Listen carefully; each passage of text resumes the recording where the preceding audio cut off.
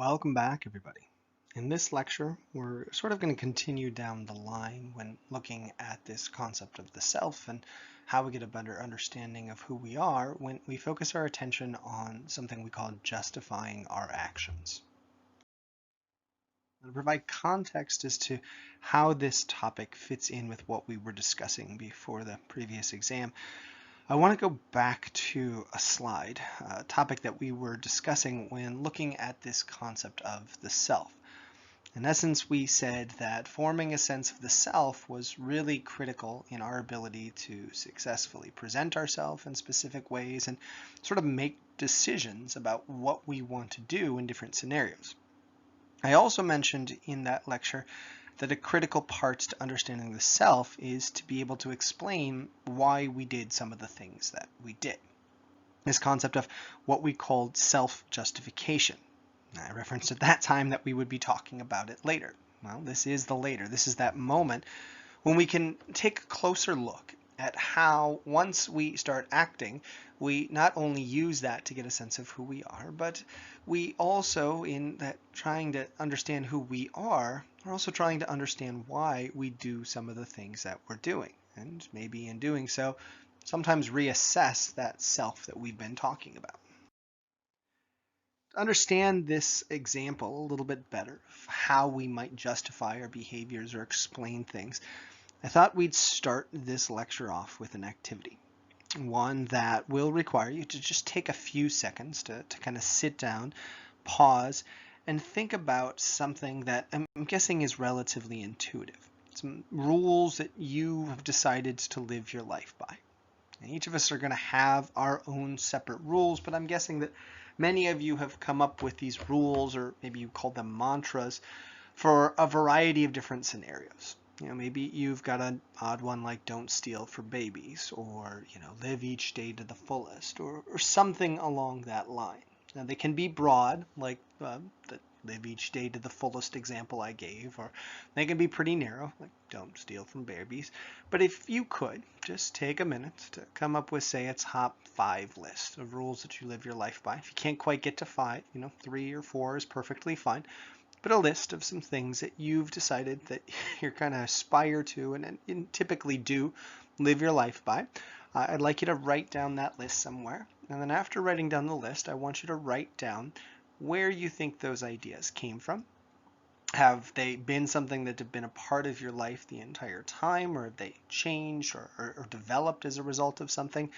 And then lastly, I want you to assess if you've ever broken any of these rules. And if you have, how frequently do you break these rules? I'll give you a couple minutes to do that, and after you're done, let's assess how this relates to self-justification. My hope is that all of you took those 5 minutes, did that pause, wrote down the list, and probably recognized that there were certain moments in your life that maybe were the catalyst for these things to be formed. Guess is that you also probably identified several times with some of these rules where your behaviors didn't necessarily align with these rules. This is that kind of gut check moment where I'm guessing you can assess if you did this or not as to kind of how often you could recall specific events if you were trying to do that where you weren't conforming to those behaviors. And what we tend to see in an in-person version of this class is almost everybody in the class has multiple examples of where they've set a rule, they've argued they live their life by it, and they haven't necessarily lived up to those rules. And this is true not only for these big things in our life, but this is also often true for other elements to who we are. And if we list our personality characteristics or justifications for why we would do things in certain situations, we oftentimes find ourselves not necessarily conforming or matching up with those things that we usually use to assess who we are. And this might lead you to ask, well, why? Why are there these inconsistencies in our behavior from situation to situation? And this brings us back to really what social psychology is all about. As I've mentioned a couple times in this class, social psychologists tend to focus their attention on these things called social influences. These constraints in the environment or things that have come up that tend to shift not only one person's behavior, but a large number of individuals' behaviors. What we see in social psychology is that the situation can be very powerful in dictating what it is we do from moment to moment. And this is something that doesn't necessarily have to involve some critical thing that's forcing people to act. Just merely switching the environment can get lots of us to do things that maybe aren't in accordance with what we see ourselves as. And if we add punishments, incentives to things, suddenly things can get significantly more complicated. A classic example would be, say, if you've decided that you are a very honest person, but let's say you're taking an exam and your instructor, while you're taking the exam, accidentally puts the answer key up on an overhead screen while you're in the midst of taking the exam and says, "Oh, I'm so sorry, I can't get that down, but please don't look." If you really need a high score in that class, then the chances of punishment or that teacher catching you low, it might be extremely enticing in that moment to just have a peek or two on a few questions that you find extremely hard. The more incentives added on, the more pressure there is. Let's say that test really matters for your final grade, or maybe it will be a huge determinant of your success after you're done. Put a lot of weight on that, and suddenly your personality might start mattering a lot less in that specific situation. If there is something that you like to do, like socialize or interact with people, and suddenly there are these huge punishments or constraints of the environment that prevent you from being able to socialize with individuals, you might again find yourself in a situation where you would expect yourself to, say, socialize or do something, but you don't act that way, and it's a byproduct of the environment. Again, social psychologists have argued for decades that we need to pay attention to social influences, things in the environment that are shifting our behaviors, because these are oftentimes very powerful players in our day-to-day actions, and sometimes they do create scenarios where our actions aren't always in alignment with our expectations of who we are, or even the rules that we've dictated we should be living our lives by. And this brings us to another really interesting question. When it happens, do we even know it's happening? Are we oftentimes just reacting to a situation without even thinking about it? Well, this brings us back to something we talked about in the social cognition lecture, this concept of automatic processing. We're going to be spending a lot of time in this module and the next module talking about this idea of conformity, how we bend our behaviors to the situation, the requests of others, or the actions of others. A lot of it, many researchers believe, kind of operates on a level below our conscious recognition. It's all automatic processing. And when we look at the automatic processing that's out there, there's a lot of beliefs that it comes in a variety of different forms. One of the players that could have an impact on some of our conformity are those mirror neurons and just our basic mimicking behaviors that we're kind of inclined to do without thought. That does tend to get us sometimes to align our behaviors, either facial or behavioral behaviors, with those around us. One of my favorite examples of this, it was actually this funny candid camera episode where it was back in the 1960s, where they would film individuals walking into an elevator with everybody standing in the elevator looking the opposite way that most people look. Right? Most of us, when we get into an elevator, turn around, face the door, and just continue to ride while looking at the door. In these clips, they'd have individuals walk into an elevator with everybody facing the back wall. And almost everybody, without question, would start facing the back wall, even though they'd never probably done that in an elevator before. These individuals sometimes looked a little confused. They probably did make a conscious decision to do this, but there's lots of other more subtle examples where people are moving in a specific way or looking at a specific thing or making a specific face where we automatically follow those behaviors. And it's not until after we've started doing it or even after we've maybe done it that we recognize that we're engaging in this mirroring activity, or sometimes we maybe call it mimicking when we're talking about the functions or the actions that people are committing. This is something that also can be enhanced when simple requests or other things are put forth.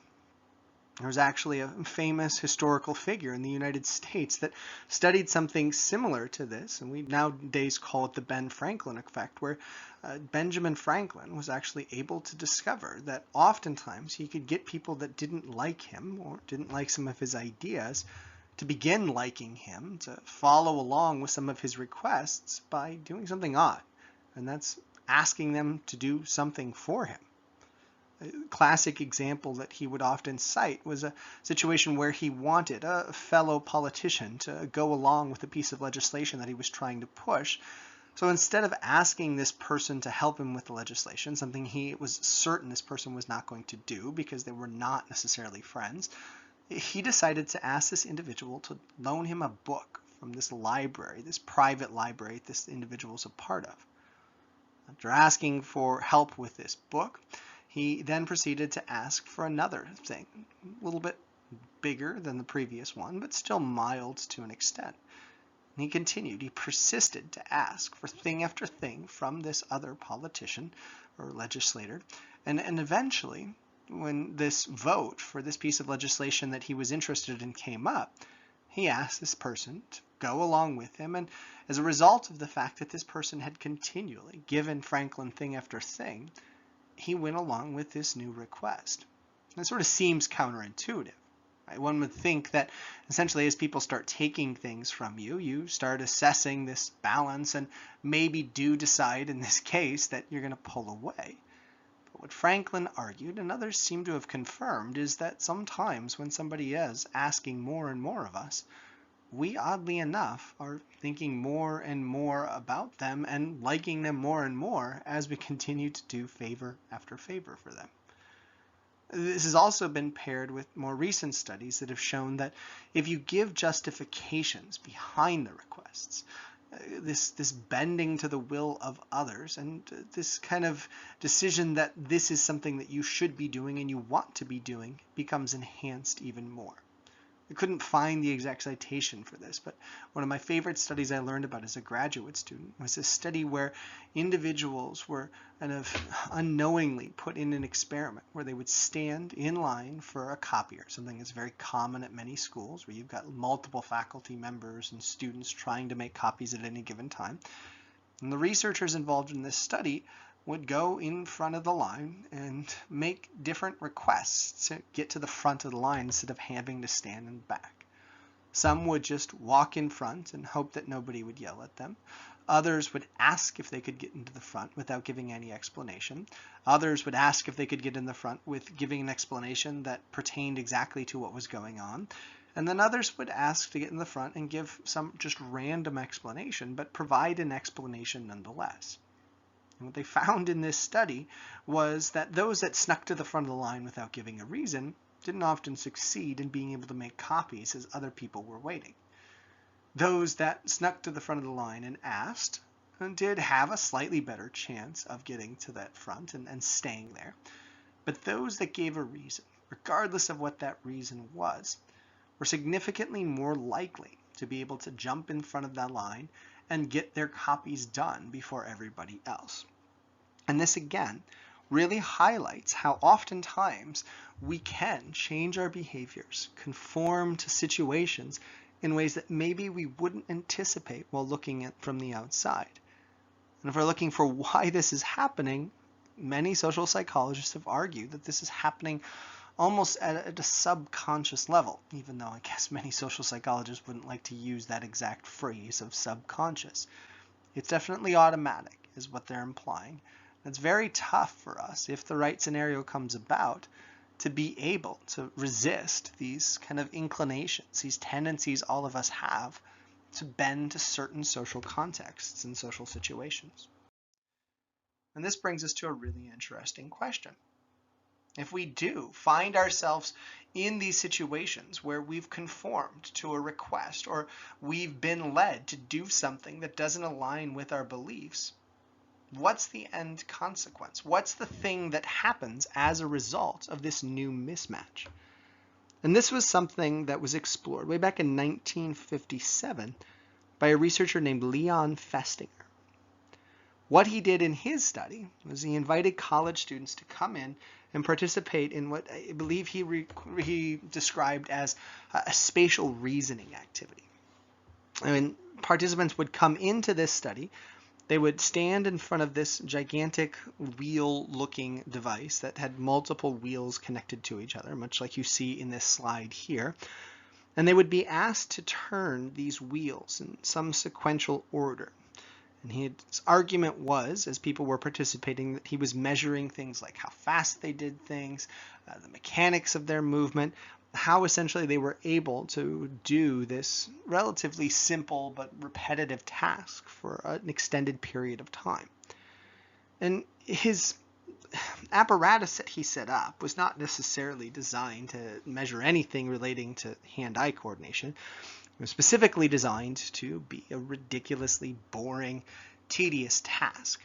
I'm guessing many of you could imagine sitting in front of these wheels for an hour, spinning them, and getting yourself to a point where you were frustrated, bored, and just wanted to get out. That was Festinger's goal, essentially, in the first part of his experiment. But what he was really interested in happened after he instilled this boredom or frustration in his students. After the experiment would end, he'd pay the participants one of two amounts. Some of the participants in this 1957 study got $1, which was actually a moderate amount of money, but nothing to necessarily celebrate for an hour's worth of work in 1957. Another collection of individuals in this activity got $20 for participating in this hour-long project. It'd be the equivalence of you getting, say, $100 to participate in a study at your school. Something that would definitely not necessarily change the lives of these individuals, but be notable. Something that would be kind of exciting for people who got that payment. He didn't tell people, here's $1, others got 20, or here's 20, others just got 1. He would just pay them amount for their participation. And then, before they would leave, he'd stop them and ask them to do him a quick favor, something that almost everybody agreed to because of some of the reasons we talked about before.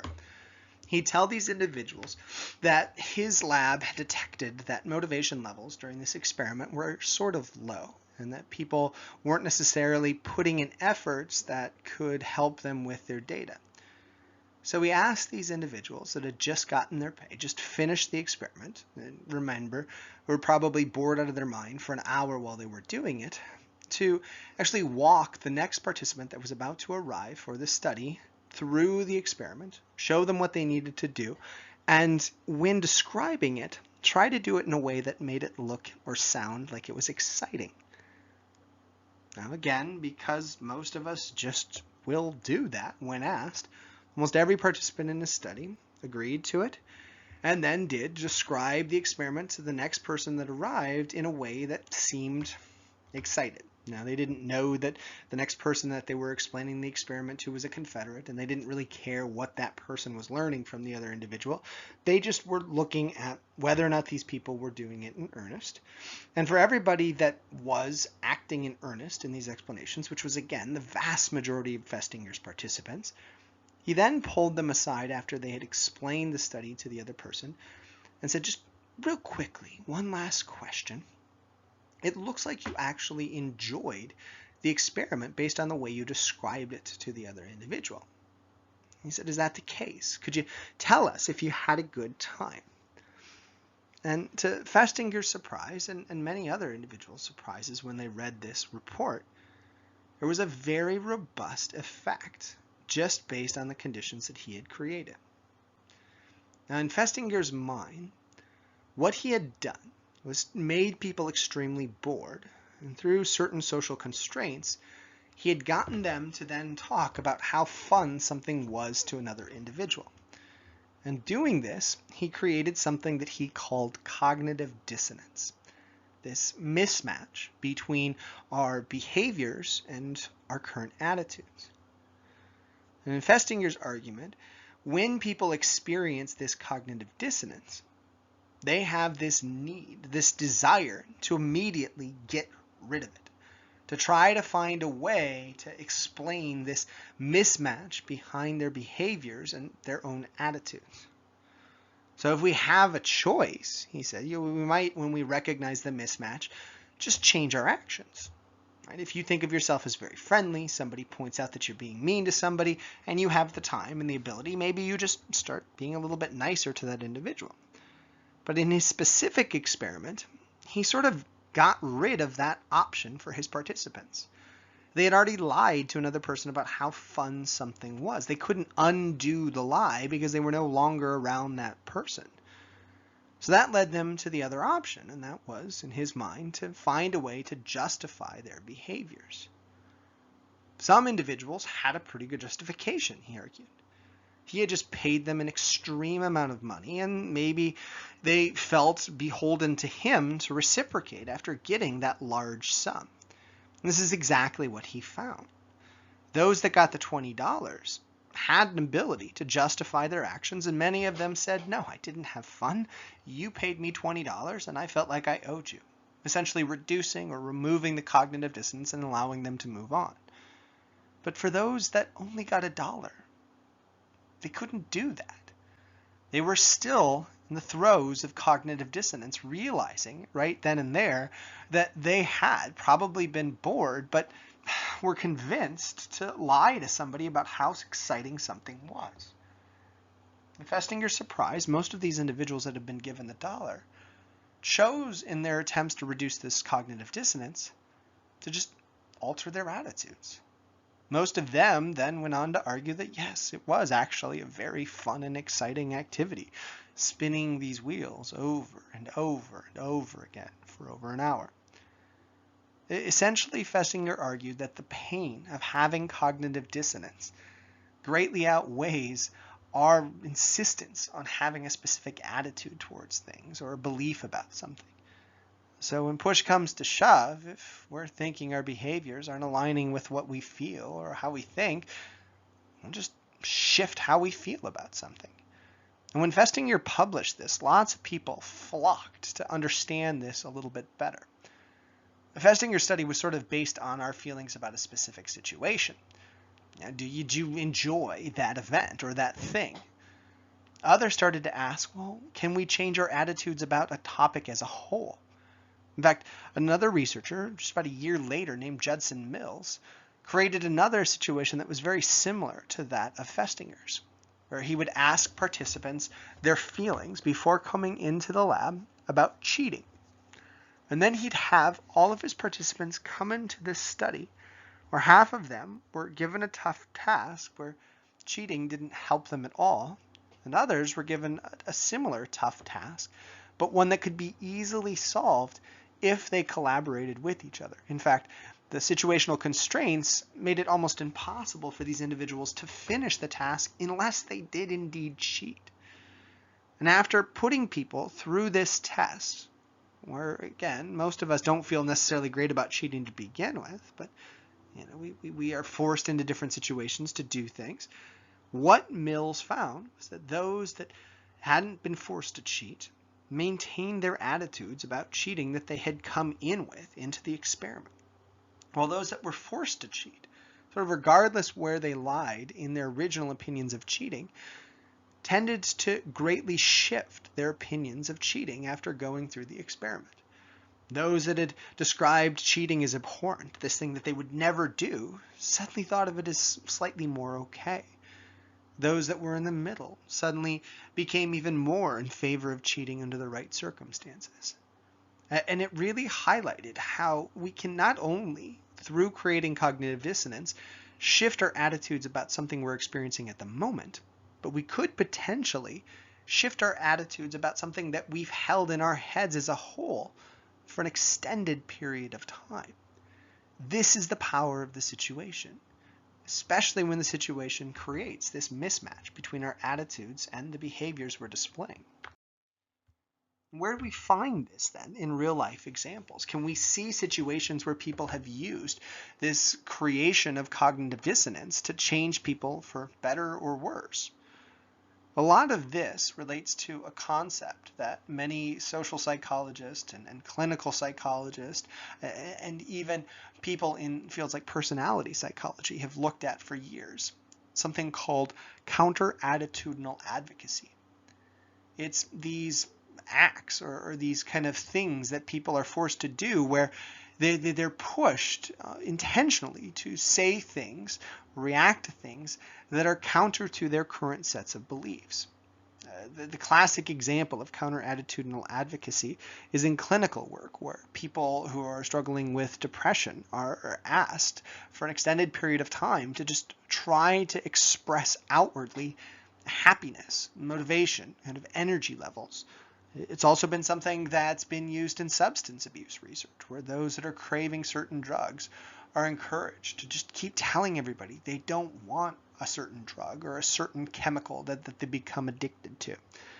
And what we tend to find in this particular approach is that even though these effects aren't absolute, numerous studies have shown that somebody with depression who's forced to kind of act happy for a couple weeks and try to express this outwardly without trying to show frustration or show that they're being forced to do it, tend to report slightly better moods as a result of doing this. There's some efficacy research that shows that this works fairly well with substance abuse issues. It's not perfect. It's certainly not a cure-all for everything, but it again highlights how impactful this cognitive dissonance can be in changing our temporary and long-term attitudes about things when we start acting in a way that isn't in accordance with how we feel. This also has been used for some less desirable things. Many cults and other groups that get people to try to shift their feelings tend to first start by asking people to do things that they admit are probably counter to how they feel. But as they do these things more and more and more, they tend to start to change their attitudes, change their perceptions, and get them more to align with what they're actually saying. We're looking for other areas where this idea of cognitive dissonance can be applied. There's numerous studies that have shown that we tend to, once we work towards something, value it more or less based on how hard it was to accomplish that thing. If you say, play a game for just a few minutes and win, even if it seemed like a very exciting game to begin with, you might value it significantly less after beating it or completing it in a very short period of time. If you engage in something that takes countless hours to be able to defeat, your appreciation for it, your value for getting to that end often shifts through each trial and tribulation you go through in your attempts to accomplish that thing. I'm guessing many of you can think of scenarios where once you've gotten through something that maybe you didn't expect to be as hard as you thought, you suddenly feel this great sense of accomplishment that you maybe didn't anticipate feeling when you got into it. This is believed to be something very closely tied to this idea of cognitive dissonance that we've been talking about. And this leads us to another really interesting question. Do we see this in other places? Can we find real-life examples where people have actually used cognitive dissonance for really extreme situations or things that seem to kind of pop up in our everyday lives? Well, a classic example that's often used when people reference cults is this very tragic incident that actually happened here in the Bay Area, a situation with a woman named Patty Hearst. If you don't know the history of Patty Hearst, I encourage you to look her up online. I'll also provide a very interesting video link that details her kidnapping by a group of individuals named the Symbionese Liberation Army. And it follows all the different things that happened to her and how she transitioned from being sort of an activist, but not necessarily an extremely outspoken individual, to somebody that became involved in a militant group of individuals that ended up getting involved in many bank robberies and actually some violent altercations throughout her time with this group. We're looking for a little bit more mild, but definitely more application-based situation where we see these things. Numerous studies in behavior modification of children have shown that creating cognitive dissonance in young kids can be very impactful. We're looking at the best way to create cognitive dissonance in a positive light for many children. It's when we look at punishment techniques and which one's best. For a long period of time, many parents thought that extreme punishments can get behaviors to change instantly, and that's probably the best effect over the long run. But numerous studies popped up over the years, the 1990s and beyond, that actually suggested that mild punishment that created cognitive dissonance might be, in the long run, much, much more effective than these extreme punishments. And most of the arguments circled around this idea that if we provided mild punishment for something, maybe a child was hitting another child or stealing something or doing something, and they were punished mildly. Now, those punishments, just because of how we react to situations, will often stop the undesirable behavior on the spot. But if they're mild, it creates, to an extent, cognitive dissonance when these kids are asked to reassess why they stopped their behavior. It's one thing for a child to say, I stopped hitting my brother because my parents took away my television privileges for a week, versus, well, I stopped hitting my brother because I had to say I was sorry and spend 2 minutes thinking about it. It's counterintuitive to an extent, but that mild punishment, if the child's asked to assess why they stopped doing it, might actually be, again, more impactful because of the cognitive dissonance that it creates.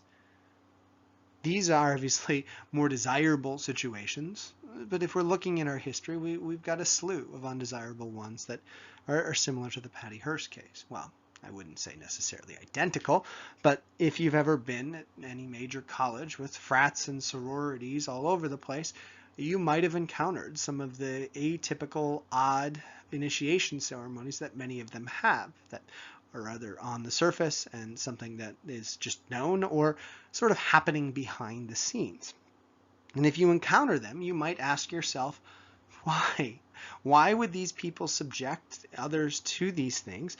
And why would people be subjected to this?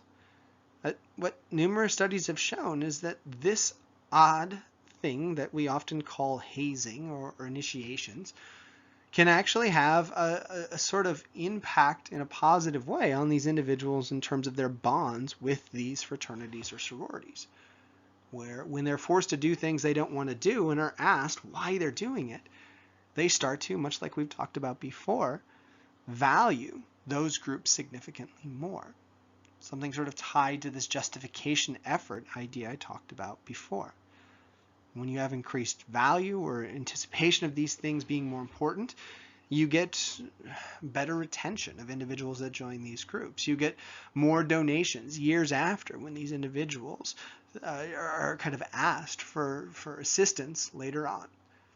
It might seem weird.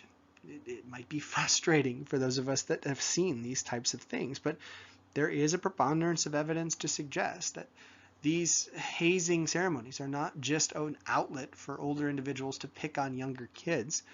It's actually something that's been shown to have some utility in terms of retaining people and keeping them in those groups.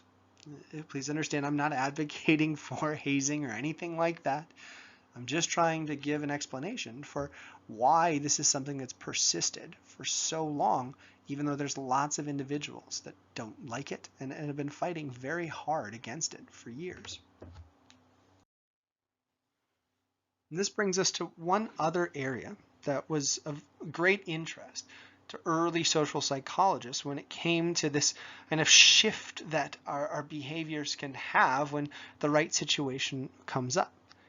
And it was focused on how motivational principles or desires could potentially be impacted by the situation. In this case, in sort of a counterintuitive way. It relates to a concept that we call the overjustification effect. And to understand the overjustification effect, we have to first parse out two main components within motivation that lots of people were looking at in the 1960s, 70s, and even beyond. These two motivational factors are what we call intrinsic and extrinsic motivators. When we're driven to do something, when we want to do something that, for all intents and purposes, seem to be internally driven. We just like it, we just want to do it, even though there's no tangible incentive. We call those things we're driven to do intrinsic motivators. If we're doing something or pursuing something because there's some reward or some outcome at the end that's really the main point for us pursuing it, we call those things extrinsic motivators. And what researchers were interested in looking at when studying the overlap between motivation and cognitive dissonance were these situations where people might have something they're already drawn to intrinsically, and then that thing gets paired with a very tangible extrinsic motivator. One of the first studies that did this was a study back in 1971 by a researcher named Deci, where children were invited to come in and participate in a coloring activity. Now, if you've ever been around young children, you probably identified that the vast majority of children like coloring just for coloring's sake. But in Deci's experiment, half of the participants were invited to come in and participate in the color activity without being given any extra incentive. The other half were told that they would get a reward for coloring for a certain period of time. After both groups, those that were told they were going to be incentivized and those that weren't, finished a short period of coloring, they were then invited to color without getting any reward later on. And what Deci found in his 1971 study was that those that were given the reward in the beginning oftentimes rejected the opportunity to color again the second time around when incentives weren't there, where those that hadn't been given an incentive to begin with were then, when they were offered a chance to do it again, more inclined to color again the second time around. Now, others quickly ran to this and used this to understand something we call the overjustification effect. Essentially, it's this idea that when we do have something intrinsically motivating that's suddenly supplanted by an extrinsic motivator, we find those things less valuable. And Deci's research definitely seemed to highlight this. But there were also others that thought that this was an incomplete story. A trio of researchers named Lepper, Green, and Nesbitt in 1973 tried to replicate Deci's experiment to an extent, but with some twists. So in some situations, kids were told that they were going to get some type of incentive before they participated, while others were not told they were going to get an incentive. Some who were told they were going to get an incentive did not get one for coloring. Others did. And those that were told the opposite thing sometimes did get incentives, sometimes didn't. And these conditions, being told what they were going to get, getting something, being essentially a surprise or expected, had a huge impact on this overjustification effect that Deci and others had discovered just a few years before. What Lepper, Green, and Nesbitt showed was that, much like in Deci's studies, if kids thought they were going to get an incentive for coloring, and then they did, then their motivation to do it was actually lessened as a result of doing it. Exactly what Deci had found. But oddly enough, if kids did not expect an incentive, if they weren't anticipating getting paid, paid or not, or they weren't expecting to get paid and they did somehow magically get paid, their motivation was enhanced even if they got this incentive. Now, the ones that were extremely frustrated, as you might guess, were the ones that thought they were going to get paid to color, weren't, and then were offered a chance to color again. But that fact that incentives alone don't always shift our behaviors really, again, highlights this function of cognitive dissonance. What many people have gone to argue when looking at these studies is that we only experience this overjustification effect if we are faced to recognize that we seem to need to get paid for something we thought we enjoyed in the first place. In the condition where kids weren't told they were going to get any incentive and they were offered to color and they continued coloring, they weren't asked or they weren't forced to kind of go through this experience of not being sure why they're doing this task. They're just doing it because it's fun, and then magically, boom, they get incentive later on. And this has been something that's been referenced in lots of real-world examples since it was discovered back in the 1970s. People have cited the kind of diminished excitement in athletics, the diminished excitement in academia is something being tied directly to the extrinsic motivators that tend to be introduced as we progress through certain things. Grades, awards, statuses suddenly start to supplant those drives that we had internally, and in doing so, it can actually diminish our drive to do things. But what many people looking at this have argued is Lepper, Greens, and Nesbitt's research, and others that have followed up with it, suggest that it doesn't have to be that way. It's the expectation that's a key player, and how we tweak things appropriately is still something we're trying to tackle in social psychology, behavioral research, developmental research, even to this day. And this brings us to kind of another topic that closely ties into this kind of change in our reactions based on all the different components that came together to either create or not create cognitive dissonance. And it brings up another topic that was actually studied before this idea of the overjustification effect we talked about in the last slide. This concept of something called post-decision dissonance.